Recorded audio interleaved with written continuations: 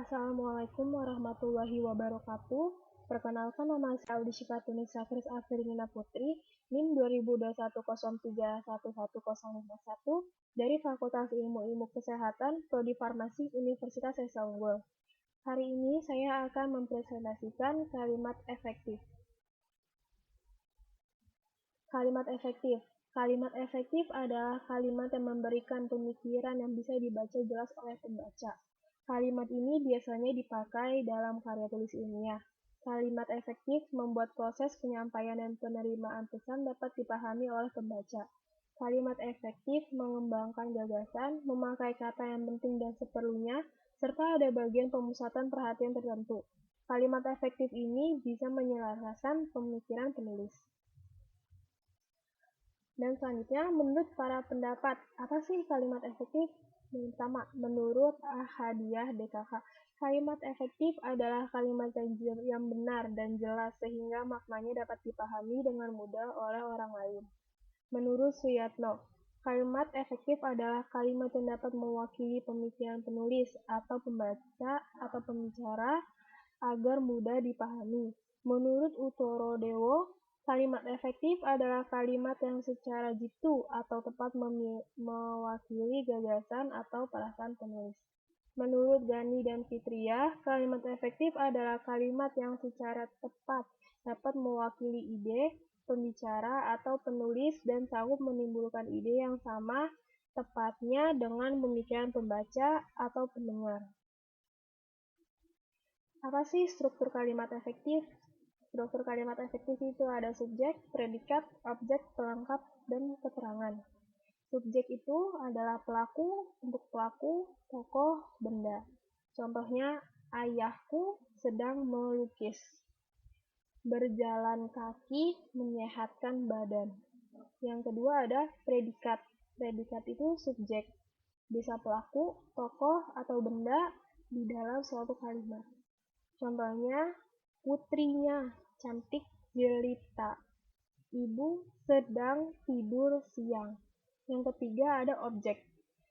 Objek itu kalimat yang melengkapi P atau predikat.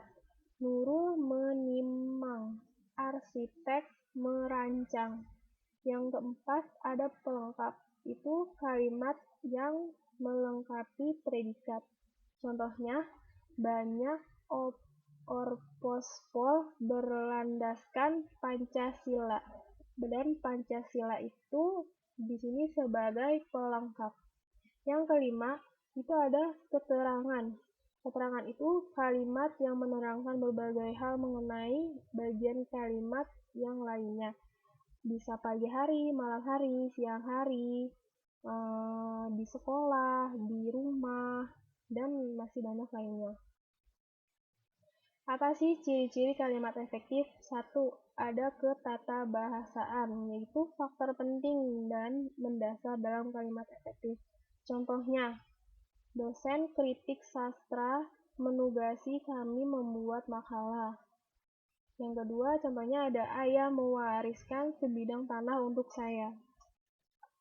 Yang kedua, kesatuan gagasan atau kesepadaan, yaitu berkaitan dengan keseimbangan antara gagasan dan struktur bahasa yang dipakai.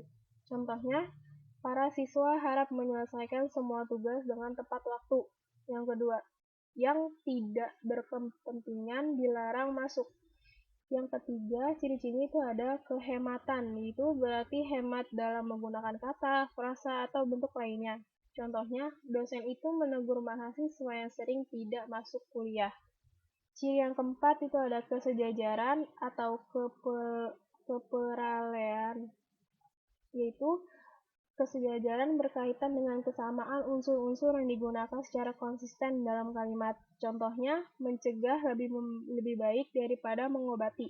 Ciri yang kelima itu ada ketegasan atau penekanan, yaitu penonjolan ide pokok dengan pengulangan kata, repetisi. Contohnya, bukan 100, 1000, atau sejuta, tetapi berjuta-juta rupiah telah disumbangkan kepada anak-anak yang berlantar. Ciri yang keenam yaitu ada kecermatan, yaitu kalimat tersebut tidak mengandung tafsiran ganda atau ambigu, Contohnya, adik membawa beras sebanyak 2 karung. Yang ciri ketujuh, kepaduan atau koherensi, yaitu hubungan timbal balik yang jelas antara unsur-unsurnya sehingga informasi yang disampaikan tidak terpecah-pecah. Contohnya, surat itu sudah saya terima kemarin. Contoh yang terakhir, ke-8, yaitu ada kologisan, mengacu pada ide kalimat dan diterima oleh akal. Contohnya, Bapak Lukman, kami persilahkan. Itu saja yang bisa saya presentasikan tentang kalimat efektif. Kurang lebihnya mohon maaf. Wassalamualaikum warahmatullahi wabarakatuh.